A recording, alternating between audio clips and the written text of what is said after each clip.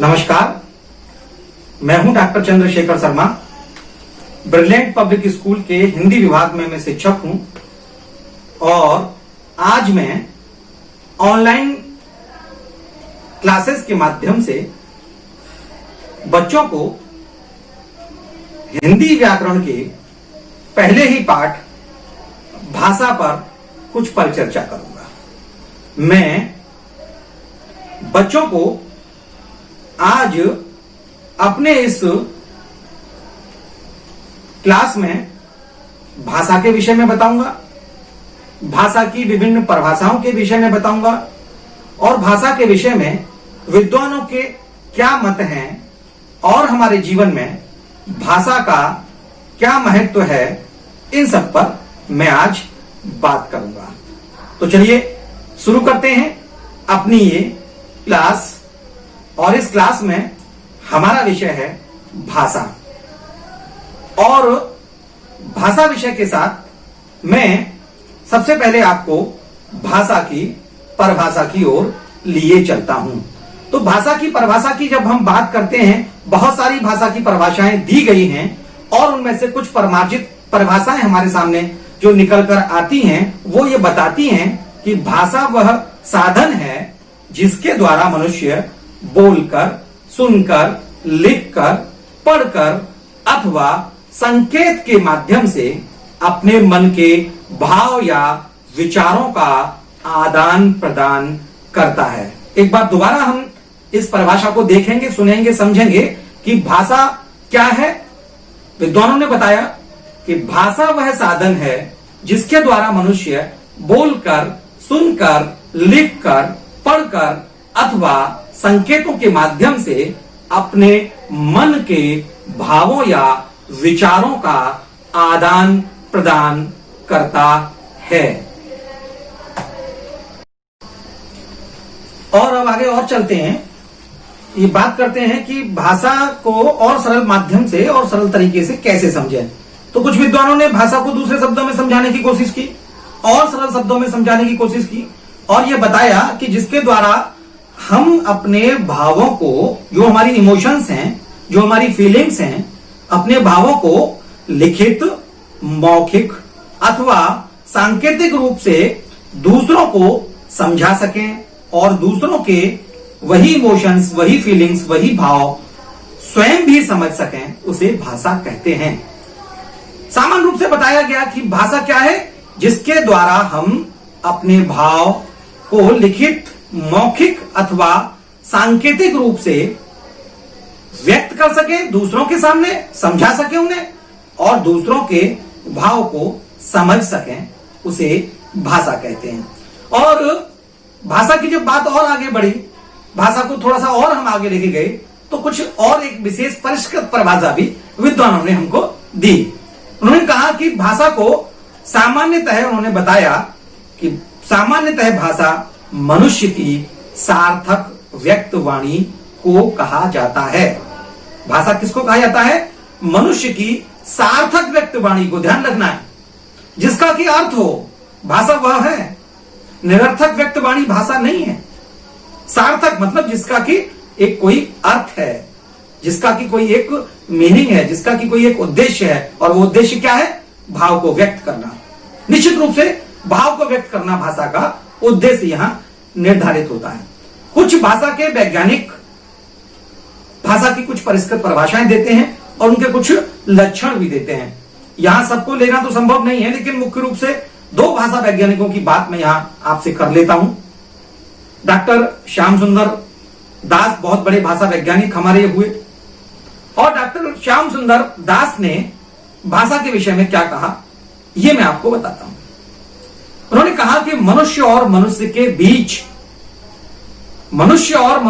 बीच वस्तुओं के विषय में अपनी इच्छा और मति का आदान प्रदान करने के लिए व्यक्त ध्वनि संकेतों का जो व्यवहार होता है उसे भाषा कहते हैं। ये एक वैज्ञानिक की एक परिष्कृत परिभाषा आपके समक्ष मैंने रखी। भाषा वैज्ञानिक डॉक्टर श्याम सुंदर दास कहते हैं कि मनुष्य और मनुष्य के बीच वस्तुओं के विषय में अपनी इच्छा और मति का आदान प्रदान करने के लिए व्यक्त ध्वनि संकेतों का जो व्यवहार होता है उसे भाषा कहते हैं।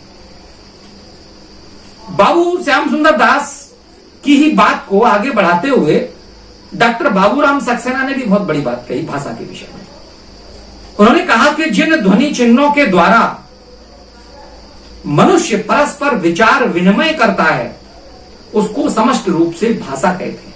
विचार विनिमय वही जो बात हो गई मैं ऊपर कह रहा था आपसे, भाव का, विचारों का आदान प्रदान। विनिमय माने आदान प्रदान, और किनके माध्यम से? ध्वनि चिन्हों के माध्यम से। तो ये दोनों वैज्ञानिक जो हैं सामान्यतः कहीं ना कहीं ध्वनि चिन्हों की बात करते हैं, और ध्वनि चिन्हों की जब बात जहां आती है तो हम लिखित भाषा पर इनका मुख्य रूप से ध्यान रहता है। ये दोनों हम कह सकते हैं कि ये दोनों लिखित भाषा को इनकी मान्यता ज्यादा है। और जो हम आगे बढ़ते हैं तो परिभाषाओं से हम इन दोनों परिभाषाओं से कुछ निष्कर्ष निकालते हैं। 4-5 निष्कर्ष है वो मैं आपके सामने रख देता हूं तो कुछ और चीजें भी स्पष्ट हो जाएंगी। पहला निष्कर्ष निकलता है कि भाषा में ध्वनि संकेतों का परंपरागत और रूढ़ प्रयोग होता है। ध्वनि संकेतों का परंपरागत प्रयोग होता है, जो पहले से चला आ रहा है, उसमें नवीनता नहीं है, परंपरागत प्रयोग होता है। पहला लक्षण तो भाषा का ये आया कि उसमें क्या होगा, ध्वनि संकेतों का परंपरागत और रूढ़ प्रयोग होगा। दूसरा निष्कर्ष और आता है कि भाषा के सार्थक ध्वनि संकेतों से मन की बातों या विचारों का विनिमय होता है। सार्थक ध्वनि संकेतों से इनका अर्थ है। तीसरा और लक्षण निकल कर आता है, निष्कर्ष निकल कर आता है कि भाषा क्या है।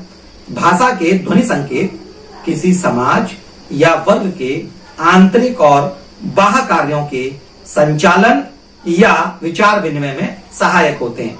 भाषा के जो ध्वनि संकेत है वो क्या होते हैं, जो समाज में सब कुछ हो रहा है, हमारे आसपास जो घटित हो रहा है उसको परिष्कृत और परिलक्षित करते हैं, उनके संचालन में वो आते हैं। चौथा और महत्वपूर्ण निष्कर्ष जो निकलता है वो निकलता है कि हर वर्ग या समाज के ध्वनि संकेत अपने होते हैं, दूसरों से भिन्न होते हैं। यानी कि हर समाज के जो ध्वनि संकेत हैं वो अलग अलग होते हैं और अलग अलग तरीके से वो बात करते हैं। अब हम बात करते हैं भाषा के प्रकार की। तो जैसा शुरुआती परिभाषाओं के दौर में चल रहा था, भाषा के मुख्यतः सामान्यतः 3 प्रकार होते हैं, मौखिक भाषा, लिखित भाषा और सांकेतिक भाषा। 3 प्रकार मैंने बताए, मौखिक भाषा, लिखित भाषा और सांकेतिक भाषा। और आइए सबसे पहले हम चलते हैं मौखिक भाषा की ओर। एक कुछ कंडीशंस रखकर हम बात करेंगे कि आखिर ये क्या है। एक कंडीशन हम रख देते हैं और बताते हैं, जो आपको दिखाई भी दे रही होगी पीछे, कि विद्यालय में वाद विवाद प्रतियोगिता का आयोजन किया गया। प्रतियोगिता में वक्ताओं ने बोलकर अपने विचार प्रकट किए तथा श्रोताओं ने सुनकर उनका आनंद उठाया। दोबारा सुनिए, वाद विवाद प्रतियोगिता का आयोजन हुआ है, वक्ताओं ने अपने विचार प्रकट किए हैं, श्रोताओं ने उनको सुना है और आनंद उठाया है। यह भाषा का क्या हुआ, मौखिक रूप हुआ। इसमें वक्ता बोलकर अपनी बात कहता है और श्रोता सुनकर समझता है। तो इस प्रकार क्या हुआ, भाषा का वह रूप जिसमें एक व्यक्ति बोलकर विचार प्रकट करता है और दूसरा व्यक्ति सुनकर उसे समझता है, मौखिक भाषा कहलाती है। मौखिक भाषा क्या है, जब हम मुंह से सिर्फ बोलते हैं और कानों से दूसरा सुनता है, वो होती है हमारी मौखिक भाषा। इसके उदाहरण बड़े सामान्य से हैं, टेलीफोन पर बात करते हैं, दूरदर्शन है, भाषण है, वार्तालाप है, नाटक है, रेडियो है आदि, ये सब मौखिक भाषा के ही रूप है। यदि टेलीविजन में कुछ कुछ टेक्स्ट भी होता है तो ये एक है, लेकिन सामान्यतः इसको भी हम मौखिक भाषा का ही बहुत शानदार और प्रभावी उदाहरण मानते हैं। और ये भाषा का प्राचीनतम रूप है। मनुष्य ने सबसे पहले बोलना सीखा और इस रूप में व्यापक प्रयोग किए, व्यापक स्तर पर इसके प्रयोग आते हैं। अब आते हैं हम लिखित भाषा की ओर। लिखित भाषा की ओर जब हम चलते हैं तो मैं उसका भी एक कंडीशनल उदाहरण आपके सामने देता हूं। वो क्या है कि मुकेश कोई कैरेक्टर है, मान लीजिए छात्रावास में रहता है, उसने पत्र लिखकर अपने माता पिता को अपनी कुशलता और आवश्यकताओं की जानकारी दी। पत्र लिखकर, ध्यान रखिए इसमें लिखा जा रहा है पत्र लिखकर। माता पिता ने पत्र पढ़कर जानकारी प्राप्त की। यह भाषा का क्या हुआ? लिखित रूप हुआ। उसमें एक व्यक्ति लिखकर विचार या भाव प्रकट करता है और दूसरा व्यक्ति उसे पढ़कर समझता है। तो इस प्रकार क्या हुआ?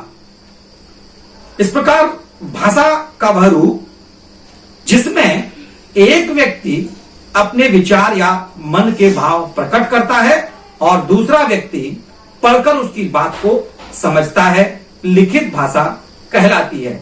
उदाहरण के लिए पत्र, लेख, पत्रिका, समाचार पत्र, कहानी, जीवनी, संस्मरण, तार इत्यादि क्या है? लिखित भाषा के ही कुछ उदाहरण हैं। लिखित भाषा के उदाहरण एक बार दोबारा समझेंगे। पत्र क्या है? लिखित भाषा का उदाहरण। लेख क्या है? लिखित भाषा का उदाहरण। पत्रिका क्या है? लिखित भाषा का उदाहरण। समाचार पत्र क्या है? लिखित भाषा का उदाहरण। कहानी क्या है? लिखित भाषा का उदाहरण। और आगे चलते हैं तीसरे और अंतिम रूप की ओर, भाषा का सांकेतिक रूप यानी कि सांकेतिक भाषा। जिन संकेतों के द्वारा बच्चे या गूंगे जो बोल नहीं पाते अपनी बात दूसरों तक समझाते हैं, जिन संकेतों के द्वारा, वह सांकेतिक भाषा कहलाती है। दूसरे शब्दों में हम कह सकते हैं कि जब संकेतों के द्वारा बात समझाई और समझी जाती है तब वह सांकेतिक भाषा कहलाती है। उदाहरण हम देंगे, चौराहे पर खड़ा हुआ यातायात को नियंत्रित करता हुआ सिपाही, मुंह बधिर व्यक्तियों का वार्तालाप, ये सब सांकेतिक भाषा के उदाहरण हैं। और सबसे बड़ी चीज यह है कि इसका अध्ययन व्याकरण में नहीं किया जाता, इसका अध्ययन व्याकरण में नहीं होता है। तो ये मैंने आपके समक्ष रखी भाषा की कुछ परिभाषाएं, उसके निष्कर्ष, लक्षण और 3 भेद। इसके बाद मैं आपको थोड़ा सा और बता देता हूं कि भाषा में, भारत में कौन सी प्रमुख भाषाएं बोली जाती हैं। भाषा भारत में हिंदी प्रमुखता से बोली जाती है, बांग्ला है, तेलुगु है, मराठी है, तमिल है, उर्दू है, गुजराती है, कन्नड़ है, मलयालम है, उड़िया है, पंजाबी है, असमिया है, मैथिली है, संथाली है, कश्मीरी है, सिंधी है, कोंकणी है, संस्कृत है। ये प्रमुख भाषाएं भारत में बोली जाती हैं जो हमारी अपनी भाषाएं हैं। संसार में भी कुछ भाषाएं बोली जाती हैं हिंदी के अलावा। हिंदी भी बोली जाती है संसार में और इसका प्रतिशत खूब ज्यादा है। इसके अलावा अंग्रेजी, फ्रेंच, जर्मन, जापानी, चीनी, ये अन्य भाषाएं हैं संसार की। और मैंने आपके समक्ष यहां पर यही सब बताया, समझाया। एक बार दोबारा मैं रिव्यू में जाना चाहूंगा, एक बार दोबारा मैं उसकी पुनरावृत्ति करना चाहूंगा कि भाषा क्या है। भाषा अभिव्यक्ति का वह माध्यम है जिसके द्वारा हम अपने मन के भाव और विचार प्रकट करते हैं।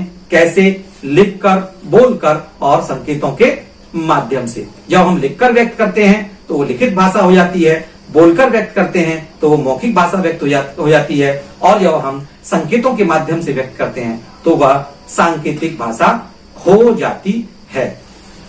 इस तरीके से आज हमने सिर्फ भाषा के विषय में जाना। मैं आगे की अपनी और क्लासेस में आपको इसके और चरणों की ओर लेकर चलूंगा।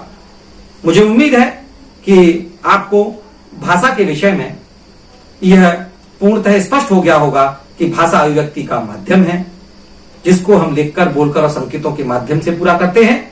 भाषा के 3 रूप होते हैं, लिखित भाषा, मौखिक भाषा और सांकेतिक भाषा।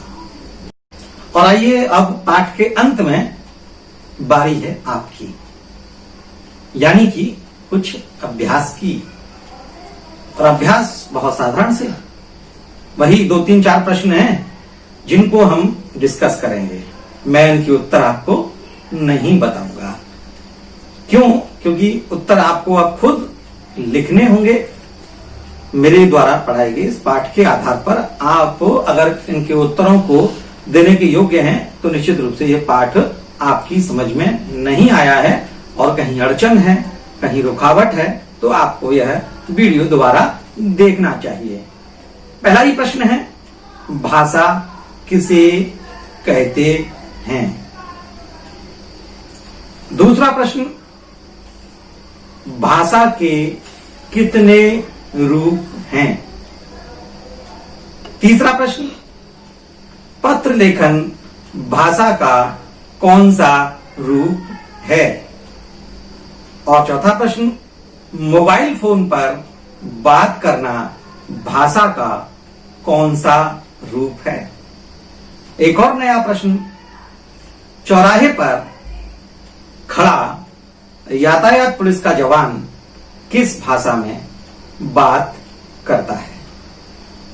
तो ये मैंने आपके समक्ष 5 प्रश्न रखे हैं और मुझे उम्मीद है कि यदि आपने इस वीडियो को ध्यान से देखा होगा, एकाग्रता के साथ आपने इस विषय को समझने का प्रयास किया होगा, तो निश्चित रूप से आप इन प्रश्नों के उत्तर आसानी के साथ दे सकेंगे।